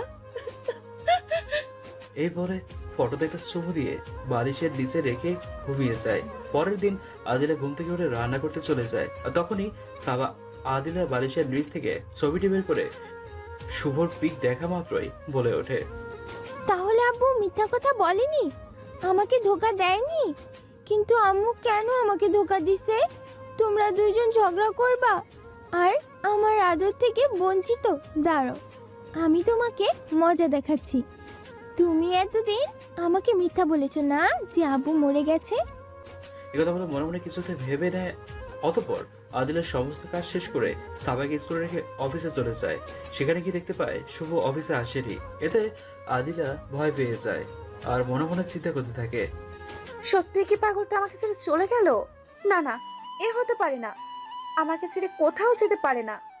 এটা বলেই প্যারেশান হয়ে বসে থাকে। শুভ আসার অপেক্ষা করতে থাকে, কিন্তু শুভ আর আসে না। দেখতে দেখতে সেই দিনটি কেটে যায়। রাতে আদিলা বিছানায় শুয়ে বালিশের নিচ থেকে শুভর ছবি বের করতে যাবে, কিন্তু সেখানে কোনো ছবি পায় না। এরপর আদিলা পাগলের মতো শুভর ছবি খুঁজতে থাকে, কিন্তু কোথাও ছবিগুলো পায় না। আদিলা প্যারেশানি হওয়া দেখে সাবা মিটিমিটি হাসতে থাকে। এখন কেমন লাগে? আমাকে এতদিন মিথ্যা কথা কেন বলেছো? আজ বুঝো কেমন লাগে? আম্মু কি খুঁজতেছো? কিছু না, তুমি ঘুমাও। আচ্ছা ঘুমাচ্ছি, কিন্তু আম্মু আমি জানি তুমি কি খুঁজতেছো। তুমি আব্বুর ছবি খুঁজতেছো, তাই না? এই নাও মা, আব্বুর ফটো। এরপর আদিলা সাবার হাত থেকে ফটো নেয়। এভাবে কিছুদিন চলে যায়। হঠাৎ একদিন রাতে আদিলের শুভের ছবি বুকে নিয়ে কান্না করতে থাকে। তখনই হঠাৎ দরজায় খটখটানোর শব্দ আসে। আজ আমি দরজাই খুলবো না। কুত্তা, আমাকে কষ্ট দিতে তোর অনেক ভালো লাগে, তাই না? তুই চলে যা এখান থেকে। কিছুক্ষণ পর আর আওয়াজ আসে না। তখন আদিলা মনে পড়ে শুভ চলে গেছে। এরপর সে দরজা খুলে দেখতে পায় দুটো লোক চলে যাচ্ছে। তাদের দেখা মাত্রই আদিলা দৌড়ে গিয়ে পা জড়িয়ে ধরে। মা, তোমরা আমাকে ক্ষমা করে দাও, আমি না জেনে তোমাদের কষ্ট দিয়েছি। তোমরা ঘরে চলো প্লিজ। তুই এতটা স্বার্থপর কেমনে হলি? তুই আমার ছেলের সংসার করবি না তো ভালো কথা, কিন্তু তুই চলে আসলি কেন? একটা বারও কি এই মা বাবার কথা মনে পড়েনি? আর পড়বেই বা কেমনে? আমরা কে যে আমাদের কথা মনে পড়বে? তোকে ছোট থেকে নিজের মেয়ের মতো বড় করেছি, তোকে আজও নিজের মেয়েই ভাবি, কিন্তু তুই আমাদের পিতামাতা ভাবতে পারিসনি। তুই যে এত স্বার্থপর হয়ে যাবি ভাবতেই পারিনি কখনো। আচ্ছা আমরা আসি, তোকে দেখতে মন চাইছিল, দেখছি। বাই মা, ভালো থাকিস। এই বলে চলে যেতে লাগে। তখনই আদিলা আবারও পা জড়িয়ে ধরে। যেও না মা, তোমরা আমাকে ক্ষমা করে দাও, আমি তোমাদের মনে আঘাত দিয়েছি। প্লিজ মা, এবারের মতো মাফ করে দিয়ে ঘরে চলো প্লিজ। সেদিন আমি পালিয়ে আসতে চাইনি, কিন্তু তোমার ছেলের বলা কথাগুলো মেনে নিতে পারিনি। সবসময় সেই কথাগুলো বারবার কানে ভেসে আসতো, তাই সেদিন আমি আত্মহত্যা করার জন্য রাস্তায় বের হয়েছিলাম। কিন্তু একটা ভিখারির কারণে মরতে পারিনি। সে আমাকে একটা নতুন জীবন দিয়েছে। বিশ্বাস করো মা, আমি তোমাদের কথা আজও ভুলিনি। সব সময় তোমাদের কথা আমার মনে পড়তো, কিন্তু তোমাদের দেখার জন্য আমি যেতে পারিনি। সেদিন তোমার ছেলের উপর পাহাড় পরিমাণ অভিমান আর ঘৃণা জন্মেছিল, তাই তোমাদের ওখানে যাইনি। যদি তোমার ছেলে আমার সামনে পড়ে, তাই মা আমি ভুল করেছি, তোমরা আমাকে ক্ষমা করে দাও প্লিজ। এই পাগলি ওঠ, কি করছিস এসব? মায়ের কাছে কেউ ক্ষমা চায়? অতঃপর আদিলা শুভর মাকে জড়িয়ে ধরে। কি রে মা, এই রাতের বেলা আমাদের রাস্তায় রেখে দিবি নাকি? তোর ঘরে কি যেতে দিবি না? সরি মা, ভুলে গিয়েছিলাম, চলো মা। এরপর তারা আদিলার রুমে গিয়ে সাবাকে দেখতে পায়। এটা কে রে মা? ওটা তোমাদের নানু ভাই। অনেক সুন্দর হয়েছে দেখতে, একদম তোর মতোই হয়েছে। আচ্ছা একটা কথা বলতো, মা তখন বললি তোকে একটা ভিখারিনী নতুন জীবন দিছে, তা কিভাবে আর এত দূর কি করে আসলি? একটু ফ্ল্যাশব্যাক থেকে ঘুরে আসি। সেদিন যখন আমি তোমাকে বলে ঘর থেকে বের হই, তখন সোজা নিরিবিলি এক রেল লাইনে গিয়ে বসে থাকি আর ট্রেন আসার অপেক্ষা করতে থাকি কখন ট্রেন আসবে আর আমি আত্মহত্যা করব। হঠাৎ ট্রেন আসার শব্দ শোনা যায়, আর সেই সময় একটা ভিখারিনী ওই রাস্তা দিয়ে যাচ্ছিল, আর সে আমাকে দেখা মাত্রই আমার কাছে চলে আসে। কি হয়েছে মা, তুমি এখানে বসে আছো কেন? দিন হচ্ছে, সরে আসো এখান থেকে। আমি যখন তার কথা না শুনে লাইনের উপর বসেছিলাম, তখন সে আমাকে লাইন থেকে টেনে সরিয়ে নিয়ে আসে, জিজ্ঞেস করে কেন মরতে চাইছি। পরে আমি সমস্ত ঘটনা তাকে খুলে বলি। সে আমাকে বলে, আজ থেকে তুই আমার মেয়ে, তোকে নতুন করে বাঁচতে শেখাবো। অতঃপর সে আমাকে নিয়ে তার বাসায় যায়। মা তুই কি দর্জির কাজ করতিস? আমার একটা সেলাই মেশিন আছে, সেটা দিয়ে তুই নতুন জীবন শুরু করতে পারবি। আমি না হয় পারি না মা, কিন্তু তোমার সেলাই মেশিন থাকা সত্ত্বেও তুমি ভিক্ষা কেন করো? এটা আমার মেয়ে ছিল, আমি কাজ করি না, বৃদ্ধ হয়ে গেছি তাই ভিক্ষা করি। আর আমার মেয়েটা কিছুদিন আগে মারা গেছে, আমি বিক্রি করে দিতে চেয়েছিলাম, কিন্তু আমার মেয়ের স্মৃতি হিসেবে রেখে দিয়েছি। তুই এখন এটা দিয়ে নতুন জীবন শুরু কর, আমি তোকে কাজ শেখানোর ব্যবস্থা করছি। অতঃপর আমার জন্য একটা মেয়ে নিয়ে আসে দর্জি কাজ শেখানোর জন্য। আমি অল্প কিছুদিনের মধ্যেই দর্জির কাজ শিখে যাই আর দর্জির কাজ শুরু করি। আর একটা সাবানার সেলাই মেশিন ছিল। কিছুদিন কাজ করার পর হঠাৎ একদিন মাথা ঘুরে পড়ে যাই, আর তখন ডাক্তার নিয়ে এসে জানতে পারে আমি মা হতে চলেছি। সেদিন জানো মা, আমি অনেক খুশি হয়েছিলাম। আমার বেঁচে থাকার উপকরণ একটা পেয়ে গিয়েছিলাম। 2 বছর সেখানে কাজ করার পর একদিন মা অসুস্থ হয়ে যায়, আর তখন আমার হাতে একটা কাগজ দিয়ে তিনি মারা যায়। আমি কাগজটা খুলে দেখি, সেখানে কিছু লেখা দেখতে পাই। মা, আমার অনেক দিন ধরে ক্যান্সার ছিল, আমি তোকে কখনো বুঝতে দিতাম না। আমার হয়তো চলে যাওয়ার সময় হয়ে গেছে, আমি তোমার জন্য কিছুই করে যেতে পারলাম না। লেখার নিচে একটা ঠিকানা আছে, তুমি সেই ঠিকানা অনুযায়ী গিয়ে আমার কথা বললে তোমাকে একটা চাকরির ব্যবস্থা করে দেবে। অতঃপর আমি এখানে এসে আম্মুর কথা বলতেই আমাদের পুরাতন বস তার অফিসে চাকরি দেয় আর এই বাসাতেই থাকতে দেয়। আমি এখানে আমার মেয়েকে নিয়ে থাকতে শুরু করি। বর্তমান আচ্ছা মা, তোমরা আমার ঠিকানা পেলে কেমনে? আর তোমরা দুজন আসছো, শুভ কোথায়? তোর ঠিকানা শুভর একটা ডায়েরিতে ছিল, সেখান থেকেই পেয়েছি। শুভ এখন কোথায়?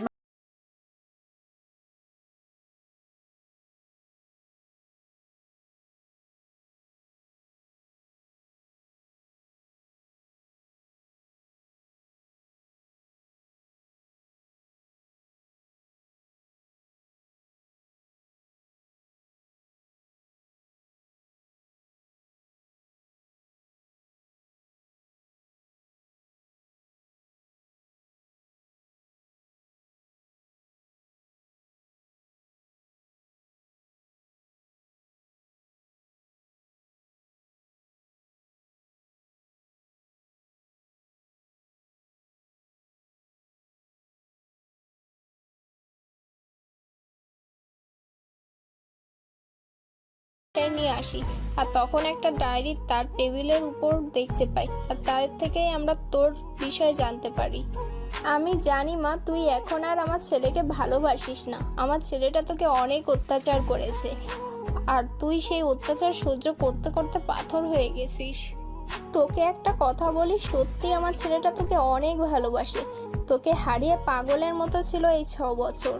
সবসময় ঘরবন্দি অবস্থায় থাকতো। তাকে স্বাভাবিক হওয়ার জন্যই আমরা তাকে ঢাকা পাঠিয়ে দেই, যেন কাজের মধ্যে থাকে, তোকে একটু একটু করে ভুলতে পারে। মা, তুই যদি এখন তাকে অতীতের সব কিছু ভুল মেনে নিস, তাহলে তুই অনেক সুখে থাকবি। তোকে আর আমার ছেলেটা কষ্ট দিবে না, তোকে অনেক ভালোবাসবে।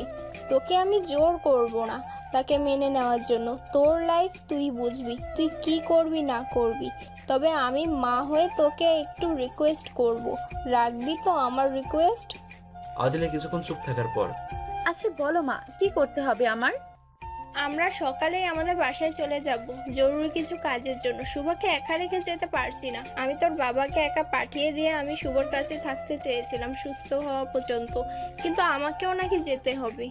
আমি শুভকে একা রেখে কি করে যাব? এখানে তো আমাদের কোনো আপন লোকজনই নেই যে তার সেবা করবে। মা, তুই আছিস যে আমাদের আপন। তুই যদি মা কিছুদিন হেল্প করিস, তার সেবা যত্ন করিস, তাহলে আমরা একটু উপকার হতো। মা, সে ভালো হলেই তুই এখান থেকে চলে আসিস। কয়েকটা দিন শুভর কাছে থাক মা। আদিলা এমনিতে শুভর কাছে থাকতে চাইছিল, কারণ শুভর অ্যাক্সিডেন্টটা হয়েছে আদিলার কারণে। সে যদি সেই দিন ওই কথাগুলো না বলতো, তাহলে এসব কিছুই হতো না। আচ্ছা মা, থাকবো। তোমার কথা আমি কি ফেলতে পারি বলো? এখানে আপনাদের মনে একটা প্রশ্ন থাকতে পারে, তাদের কি এমন কাজ সামনে আসছে যে সন্তান অসুস্থ থাকা সত্ত্বেও তারা চলে যেতে চাইছে? কথাগুলো হলো তাদের কোনো কাজেই সামনে আসেনি, তারা শুভ ডায়েরি থেকে পড়ে নিয়েছিল আদিলের সাথে শুভর সাক্ষাৎ হওয়ার পর থেকে কি কি ঘটেছিল, তাই তাদের একত্র করার জন্য আদিলকে শুভর কাছে রেখে চলে যেতে চাইছে। তাহলে এখনই চল, তোর কিছু কাপড় ব্যাগে তুলে গাড়িতে আয়, আমরা নানু ভাইকে নিয়ে গাড়িতে বসে আছি। আদিলা তাদের থাকার কথা বা খাবারের কথা কিছুই বলতে পারলো না, দেরি হওয়ার ভয়ে, কেননা শুভ বাসায় একাই আছে। এরপর তারা কিছু সময়ের মধ্যে আদিলাকে নিয়ে শুভর বাসায় চলে আসে। যা তুই ওই রুমে যা, এখানে শুভ থাকে আর আমরা নানু ভাইকে নিয়ে এই রুমে আছি। একটা রুম দেখিয়ে বলল। আচ্ছা মা। কথা বলে আদিলা শুভর রুমে যায়। সেখানে গিয়ে দেখতে পায় শুভর মাথায় ব্যান্ডেজ করা, সে সোজা হয়ে ঘুমিয়ে আছে শুয়ে। আদিলা আস্তে আস্তে করে শুভর কাছে গিয়ে তার মাথায় হাত বুলিয়ে কপালে আস্তে করে নরম ঠোঁটের ছোঁয়া দিয়ে তার পাশে শুয়ে পড়ে আর মনে মনে ভাবতে থাকে কতদিন পর তার প্রিয় সেই মানুষটার এত কাছে আসছে। মনটা বারবার তার বুকে মাথা রাখতে মন চাইছে, কিন্তু আদিলা মনটা শক্ত করে শুভর দিকে তাকিয়ে থাকতে থাকতে কখন যে ঘুমিয়ে যায় বলতেই পারে না। পরের দিন শুভর ঘুম ভাঙলে পাশে আদিলাকে শুয়ে থাকতে থেকে ভূত দেখার মতো চমকে ওঠে। এরপর শুভ আস্তে আস্তে আদিলার মাথায় হাত রাখতে আদিলার ঘুমটা ভেঙে যায়। আমি জানি তুমি আমাকে এখনো ভালোবাসো, তুমি শুধু আমাকে একটু কষ্ট দেওয়ার জন্য এমনটা করেছো। এত উতলা হওয়ার কোনো দরকার নেই। আমি এখানে আমার ইচ্ছায় আসি নাই। আমাকে আপনার মা এখানে নিয়ে আসছে, না হলে আপনি সুস্থ কেন মরলেও আমি দেখতে আসতাম না। আদিলের কথা শুনে মুহূর্তের মধ্যে শুভর মন খারাপ হয়ে যায়। এদিকে সকালে সাবা তার মাকে দেখতে না পেয়ে কান্না করতে শুরু করে দেয়। আমি আম্মুর কাছে যাব। আমার আম্মু কোথায়? নানু ভাই, তোমার আম্মু ওই রুমে আছে, তুমি কান্না করো না, আমি আছি না তোমার নানু ভাই। কান্না শুরু করে দেয়। সাবা কারো কথা না শুনে চিৎকার করে কান্না করতে থাকে। অতঃপর শুভর মা কোনোভাবে কান্না থামাতে না পেরে আদিলের কাছে নিয়ে যায়। এই নে মা, তোর মেয়েকে তুই সামলা, কোনোভাবেই কান্না থামাতে পারি না। আর শোন, আমরা কিছুক্ষণের মধ্যে চলে যাব, আমার ছেলেটাকে একটু দেখে রাখিস, আসি আমরা। এরপর কিছুক্ষণ পরে তারা চলে যায়। শুভর মুখ থেকে সাদা ফেনা বেরোতে দেখে আদিলা চিৎকার করে ওঠে। সাথে সাথেই কয়েকজন কর্মচারী শুভর রুমে ঢুকে পড়ে। শুভর অবস্থা দেখে তাড়াতাড়ি করে হসপিটাল নিয়ে যায়। ডক্টররা শুভকে এমার্জেন্সিতে নিয়ে গিয়ে চিকিৎসা করতে থাকে। এদিকে আদিলা চিৎকার করে কান্না করতে থাকে আর বলতে থাকে, কেন এমন করলি তুই? আমার কথা কি একটি বারও ভাবলি না? তুই চলে গেলে আমার কি হবে? আমি কাকে নিয়ে বাঁচবো? এতটা দিন তোর আশায় বেঁচেছিলাম, একদিন আমার কাছে ফিরে আসবি, আমাকে আপন করে নিবি। কিন্তু এসেও কেন আমাকে ছেড়ে চলে যেতে চাইছিস? আমি সেই ছোট্ট থেকে তোর দেওয়ার শাস্তির গালি সহ্য করে আসছি, আর তুই আমার দেওয়া কয়েকটা দিনের শাস্তি সহ্য করতে পারছিস না? আমাকে ছেড়ে চলে যেতে চাইছিস কেন? কেন আমার কথা না হয় ভাবিসনি, কিন্তু তুই একবার তোর পিচ্ছি মেয়েটার কথা ভাবলি না? তুই চলে গেলে সে যে অনাথ হয়ে যাবে, কাকে সে বাবা বলে ডাকবে? কার সাথে সারাদিন ঘোরাফেরা করবে? কার কাছে পছন্দের জিনিস কিনে দেওয়ার জন্য আবদার করবে? এসব বলে কান্না করতে থাকে। দেখে সে প্রথম দিনের মেয়েগুলি কথা বলতে লাগলো। তোদের বলেছিলাম না আদিলার সাথে বসের কোনো সম্পর্ক আছে? আজ দেখলি তো বসের জন্য আদিলা কিভাবে কান্না করছে। আর আজ তো স্পষ্ট বোঝা যাচ্ছে বসই আদিলার স্বামী। বুঝলাম। আচ্ছা চল তো দেখি বস কেন বিষ খেয়েছে, আদিলার থেকে শুনে আসি। চলো। এরপর তারা আদিলের কাছে গিয়ে সান্ত্বনা দিতে থাকে। দেখ আদিলা, বসের কিছু হবে না, কান্না করিস না, বস ভালো হয়ে যাবে। আর একটা কথা বলো তো, তুমি তো ভিতরেই ছিলে, বস বিষ খেয়েছে কখন আর খেলোই বা কেন? বসের কেবিন তো দেখলাম বাটি খুলে রাখা ছিল, আর সে বাটি তুমি সকালে নিয়ে এসেছিলে। তার মানে কি আদিলা, তুমি বসের খাবারে বিষ মিশিয়ে মেরে ফেলতে চাইছো? এখন কান্না করার নাটক করছো? কি বলছো কি মিম? আমি কেন আমার স্বামীকে মারতে যাব? আমাকে জীবনে থেকে বেশি ভালোবাসি তাকে, কেন আমি বিষ খাওয়াবো? জানি না সে কখন বিষ খেয়েছিল, গতকাল রাত থেকেই আমার সাথে কথা বলা বাদ দিয়ে দিয়েছে, আমাকে এড়িয়ে চলছে। আমি কিছুই জানি না শুভ বিষ কখন খেয়েছে। সরি আদিলা এভাবে বলার জন্য। চুপ করো আদিলা, যা হওয়ার হয়ে গিয়েছে, এখন কান্না বন্ধ করো। তোমার জন্য তোমার মেয়েটাও কান্না করছে, আর মানুষজন এদিকেই তাকিয়ে আছে। এরপর আদিলা কান্না বন্ধ করে বলতে থাকে, আমার জন্যই এমন হয়েছে। আমি যদি তাকে কষ্ট না দিতাম, তাকে আপন করে নিতাম, তাহলে আজ এই দিনটা দেখতে হতো না। কেন যে আমি তাকে কষ্ট দিতে গেলাম? সব আমার দোষ, আমি অপরাধী। এই বলতে থাকে আর নিজের উপর আফসোস করতে থাকে। তখনই ডক্টর ওটি থেকে বের হয়ে আসলে আদিলা দৌড়ে গিয়ে ডক্টরকে বলে, আমার স্বামীর কি খবর ডক্টর? কিছু হবে না তো তার? প্লিজ আপনি শান্ত হন। আপনারা সময় মতো রোগীকে নিয়ে আসতে পারছেন দেখে আমার কিছু করতে পারছি, নতুবা আমাদের কিছু করার ছিল না। ধৈর্য ধরেন, এখন আপনার স্বামী সম্পূর্ণ বিপদমুক্ত, তার পেটে থাকা সমস্ত বিষ বের হয়ে গেছে। তাহলে কি আমি এখন দেখা করতে পারবো? না, তার জ্ঞান ফিরলে দেখা করতে পারবেন। একথা বলে ডক্টর চলে যায়। এরপর আদিলের জ্ঞান ফেরার অপেক্ষা করতে থাকে। বেশ কিছু সময় পর শুভর জ্ঞান ফিরলে আদিলা ক্যাবিনে গিয়ে শুভকে জড়িয়ে ধরে কান্না করে দেয়। কেন এমন করছিলা? যদি তোমার কিছু হয়ে যেত তাহলে আমার বা তোমার ওই পিচ্ছি মেয়েটার কি হতো? শুভ ঘড়ির দিকে তাকিয়ে দেখতে পায় তার নির্ধারিত সময় শেষ হয়ে আরো বেশি সময় চলে গেছে। আপনি কেন এখানে এসেছেন? আমাকে হাসপাতালে বা কেন নিয়ে এসেছেন? আমি খারাপ মানুষ, আমি মরে গেলেই বা আপনার কি হতো? আপনার তো মানুষের অভাব নেই। আমাকে তুমি ক্ষমা করে দাও। আমি ওইগুলো তোমাকে কষ্ট দেওয়ার জন্য বলেছি। তুমি ছাড়া আজ পর্যন্ত কোনো পুরুষ আমাকে স্পর্শ করেনি। আমি শুধু তোমার অপেক্ষাতেই এতদিন বেঁচে ছিলাম। তুমি যখন বারবার রাতে আমার বাসায় ক্ষমা চাওয়ার জন্য আসতে, তখন আমার খুব ভালো লাগতো। তোমাকে টাকার কথা বলে বারবার আমি ঘরে ডাকতাম, কিন্তু তুমি আসতে না। সেদিন যখন তোমার বাসা থেকে আসার জন্য কাপড় ব্যাগে তুলতেছিলাম, তখন আমি ভেবেছিলাম তুমি পিছন থেকে আমাকে জড়িয়ে ধরে বলবে, আমাকে ছেড়ে যেও না, আমি তোমাকে অনেক ভালোবাসি, তোমাকে ছেড়ে আমি বাঁচবো না। কিন্তু তুমি তা না করে আমার মুখে বলা টাকা দিয়ে কোথায় যেন চলে গেলা। শুভ, আমি তোমাকে অনেক কষ্ট দিয়ে ফেলেছি, আমাকে ক্ষমা করে দাও। আর যদি ক্ষমা না করতে পারো, তাহলে তোমার মেয়েটাকে তোমার কাছে রেখে দাও, আমি দূরে কোথাও চলে যাব। আবার যদি কোথাও হারিয়ে যাওয়ার কথা বলো, তাহলে আমি তোমার পা ভেঙে বাসার মধ্যে ফালিয়ে রাখবো। আদিলা তখন আরো শক্ত করে জড়িয়ে ধরে শুভর কপালে নরম ঠোঁটের ছোঁয়া বসিয়ে দেয়। আমাকে মেরে ফেলবা নাকি? এত শক্ত করে কেউ কি জড়িয়ে ধরে?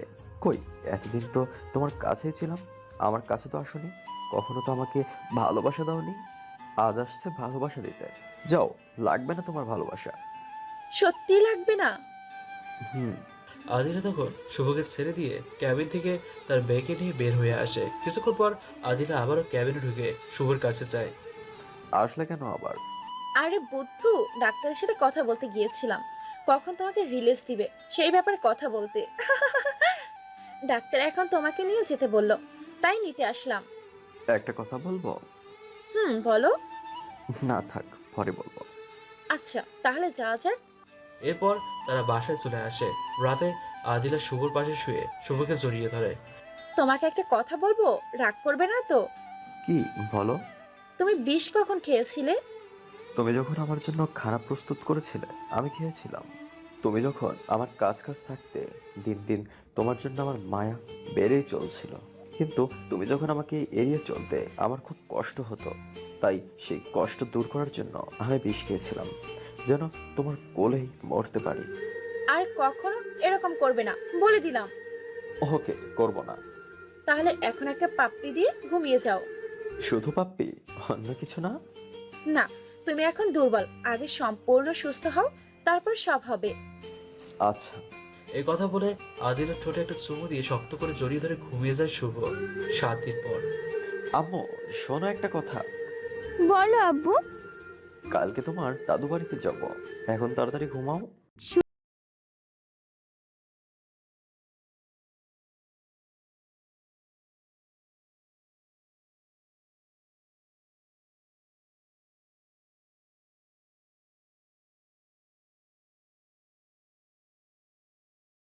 তাই এতদিন তুমি অসুস্থ ছিলে, তাই ভালোবাসা দিতে পারিনি।